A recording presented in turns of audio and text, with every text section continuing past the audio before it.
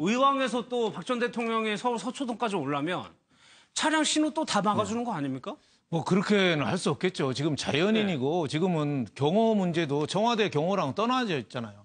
지금 법무부 거에서 구치소에서 경호까지 다 맞는데 문제는 신호 통제한다는 거는 어떻게 보면 저는 어불성설이라고 시민의 불편은 어불성설이라고 봐야 되는데 저도 서 변호사랑 의견을 같이 해요. 박근혜 전 대통령이 절대 검찰 청사로 출두 안 할 것 같다. 그래서 하려면은 와서 해라. 뭐 이런 모습을 보이지 않을까 싶고 그래서 법정에서 투쟁을 하겠다. 뭐 그래서 계속 이번에 그 구속 영장 실질 심사가 이재용 부회장 때보다는 1시간 더 길었는데 영장 발부는 오히려 빨랐죠. 3시간이나 빨랐거든요. 사실은 구속을 박근혜 전 대통령도 예상을 했고 담당 판사도 어떻게 보면 12만 쪽이나 되는 걸 어떻게 다 읽어보겠어요. 12만 쪽을. 그러니까 어차피 법정에서 가리자. 그래서 검찰 조사는 제가 보기에는 옛날에 또 다른 전두환이나 노태우 대통령도 그 출두 거절했거든요. 그 뭐 체포영장해서 끌고 온다면 늘 무슨 실익이 있겠어요. 그래서 제가 만약에 하면 구치소 가서 할 테고 아니면 법정에서 가려야 된다. 이렇게 생각이 됩니다. 선거운동이 시작되는 게 이제 4월 17일 날 시작이 되니까 그 전에 기소하고 또 재판에 임하지 않겠느냐.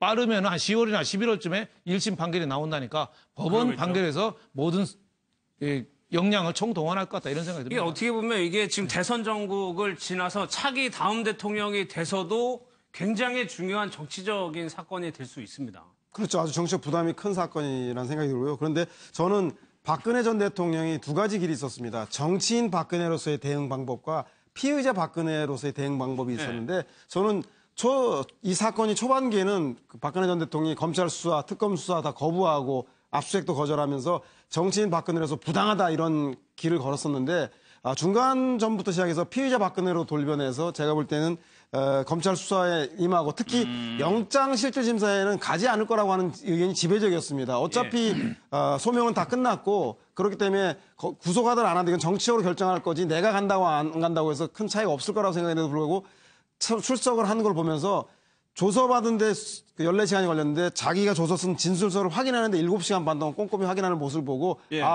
전직 대통령으로서 정치인으로서의 명분보다는 법리적인 대응을 충실하기 위한 피의자로 그 입장을 바꿨구나 싶어서 저는 앞으로 검찰 조사에 본인의 무죄는 결백은 주장하겠으나 검찰 수사에 적극적으로 임해서 향후 재판에 미칠 영향을 최소화하기 위해서 적극적으로 법리적으로 대응하지 않겠냐라고 좀 생각을 해보는 겁니다. 알겠습니다.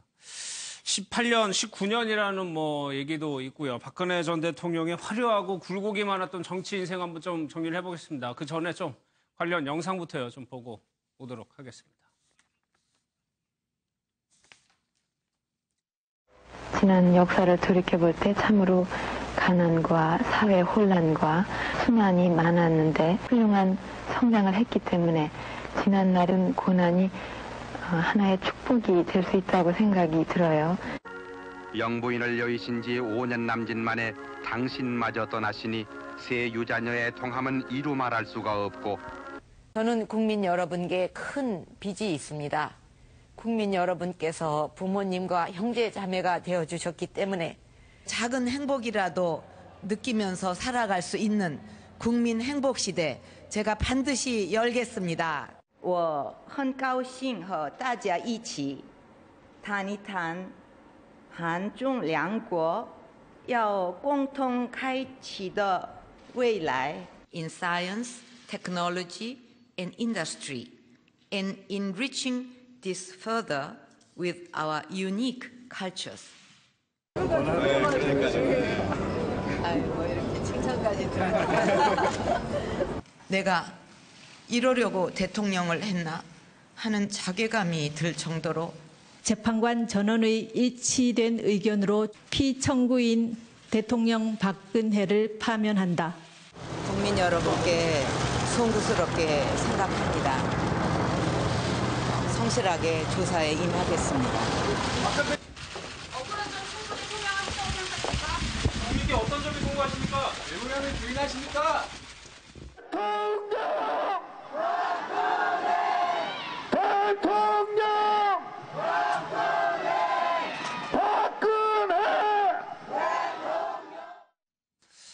글쎄요, 영예 박근혜부터 시작해가지고 결국에는 이제 피의자 박근혜로 왔는데 윤 대표 영예 박근혜 시절 50대, 60대 이상 되시는 분에게는 좀 다 추억이 있는 것 같아요. 그렇죠. 예, 그 시절에 예. 영예 박근혜 시절에는 상당히 어떻게 보면은 그 굉장히 똑똑하고 깜찍한 그런 이미지였다고 그러나요? 예, 그래서 지금 52년생이잖아요. 예. 그러니까 9살에 5.16 났으니까 그때부터 청와대 와서 상당히 유경수 여사에 대한 이미지도 또 좋았잖아요. 예. 소록도 가서 그 나환자 그런 사람들을 손을 덥석 잡은 게 유경수 여사잖아요. 그러니까 그 이미지가 박근혜 영예한테까지 투영이 돼가지고 굉장히 국민들이 많이 좋아했죠. 그렇지만은 22살에 그 유경수 여사가 피습당하고 27살에 또 아버지가 피습당하고 그 시절에 이제 갑자기 어떻게 보면 성장기에 20대에 너무 큰 충격을 2번이나 받은 거죠.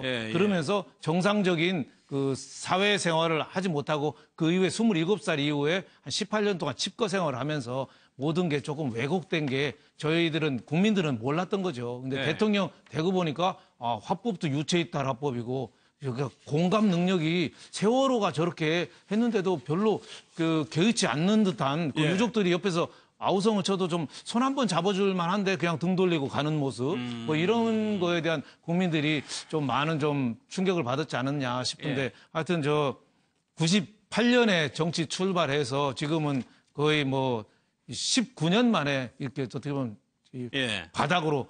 바닥에서 최고까지 올라갔다가 다시 바닥으로 이렇게 내려가는 모습을 보니까 국민들은 우리나라 역사의 한 모습을 보는 것 같아서 굉장히 씁쓸하기 짝이었고 또 박정희 가문의 또 몰락이 아니냐 또 이런 면에서 또 안타깝죠. 뭐 여러 가지 수식어들이 있었는데 결국에는 뭐 이 자산으로 대통령까지 올랐고 이때 야당 시절에 당대표로서 굉장히 굳건하게 뭐 재건한 것도 당 재건한 것도 한 2번 정도 되는 거니까. 그럼요. 그 선거의 여왕이라고 불릴 만큼 어려움에 처했을 때마다 선거의 승리로 이끌면서 당의 이미지 쇄신도 앞장서서 했고요.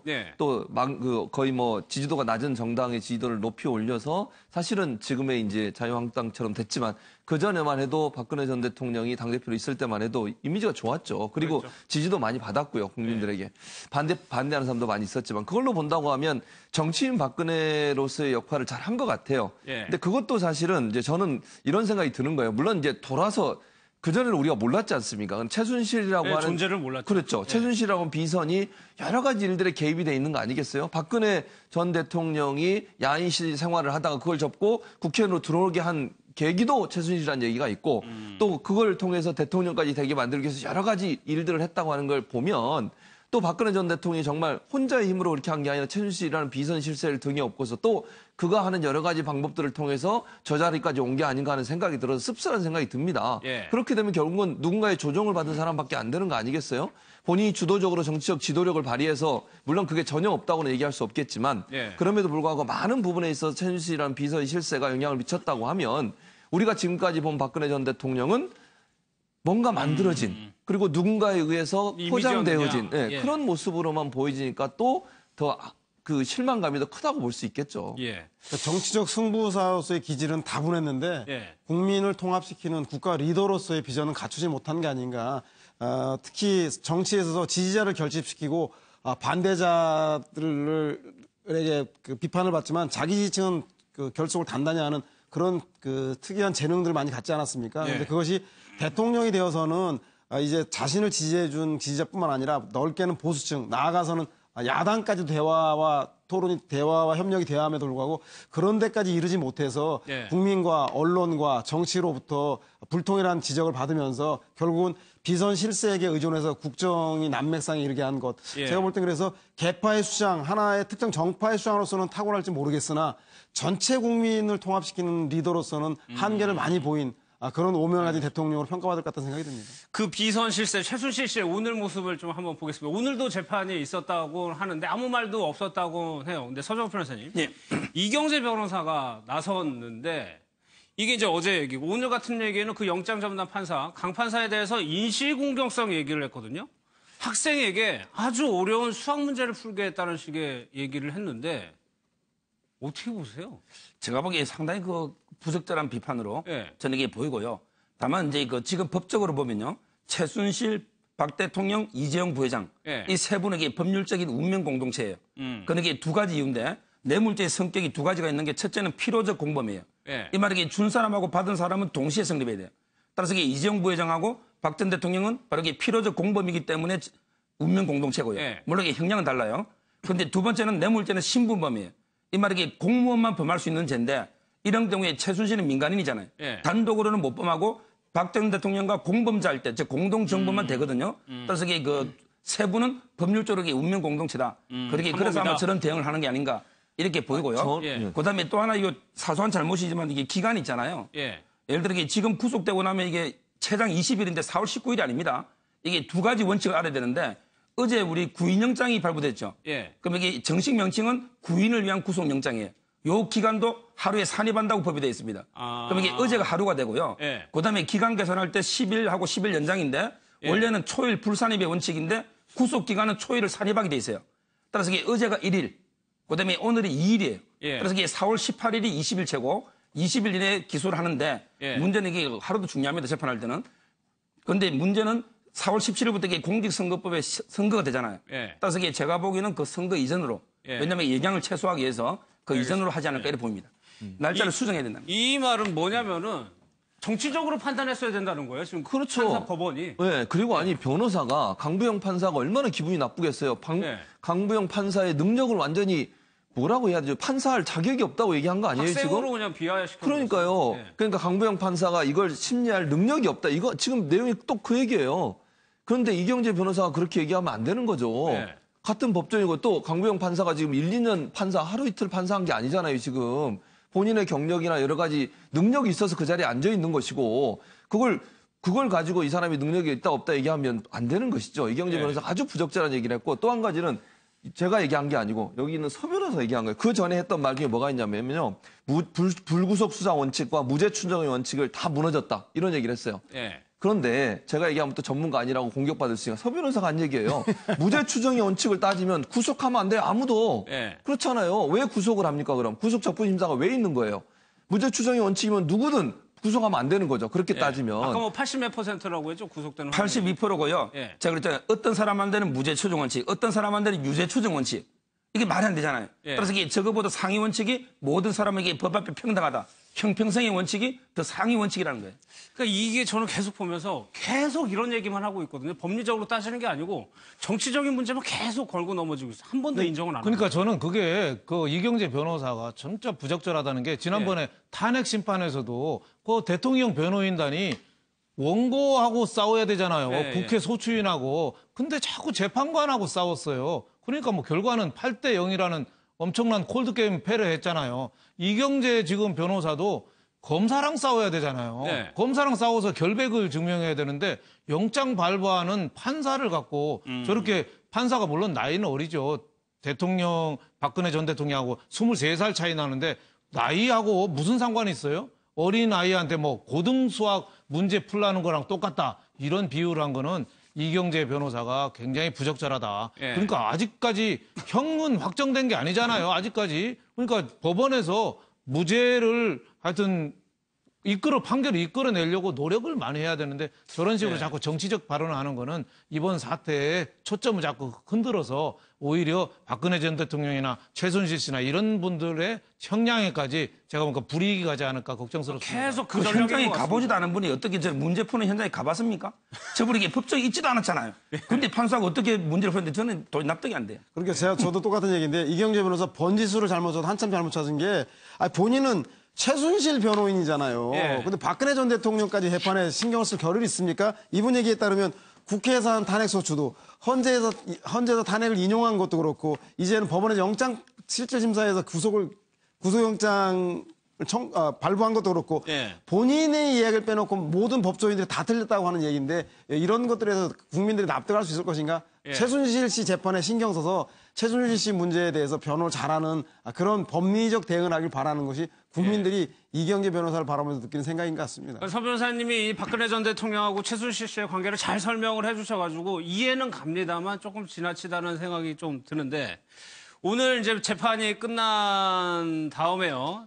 다른 변호인이네요. 다른 변호인이 얘기한 게 당연히 뭐 이런 생각은 들겠죠. 죽을 노릇일 것이다. 최순실 씨 입장에서는. 그렇죠. 최순실 입장에서는 당연히 그럴 수밖에 없죠. 왜 그러냐면 물론 또 뭐 이렇게 얘기하는 분들 있더라고요. 인간적으로 뭐 최순실이 박근혜 대통령이 미안할 거다. 이것도 네. 있지만 또 한 가지로 보면요. 박근혜 전 대통령의 범죄 행위가 만약에 다 인정이 돼버리면 공범이잖아요. 최순실 입장에서는. 네. 그러니까 최순실도 지금 계속 자기는 죄가 없다고 주장하고 있는 상황인데 박근혜 전 대통령이 구속이 되면서 둘 다 구속이 됐죠. 이제 최순실도 구속이 되고 박근혜 전 대통령이 구속이 되고 그 말은 법원에서 판단했을 때에 범죄 사실이 소명이 된다고 보는 거잖아요. 네. 그러면 둘 다의 공범의 역할로서 했다는 것이 어느 정도 소명이 됐다고 보면 물론 끝까지 가서 재판의 결과가 어떻게 나올지 모르겠지만 최순실 입장에서는 박근혜 전 대통령의 신병 처리 어떤 형태의 뭐 범죄가 소명이 돼서 처벌을 받게 된다거나 아니면 네. 형을 받게 되면 그것도 곧바로 자기한테 영향을 미칠 수밖에 없는 요소예요. 그런 점으로 본다면 법정에서 사실은 운명 공동체 역할이 되는 거죠. 예. 최순실과 박근혜 전 대통령은 처벌을 받게 되면 둘 다 받게 되는 것이고 안 받게 되면 둘 다 안 받게 되는 그렇죠. 그런 상황이 되다 보니까 결국 죽을 노리실 수밖에 없는 상황이라고 봅니다. 알겠습니다.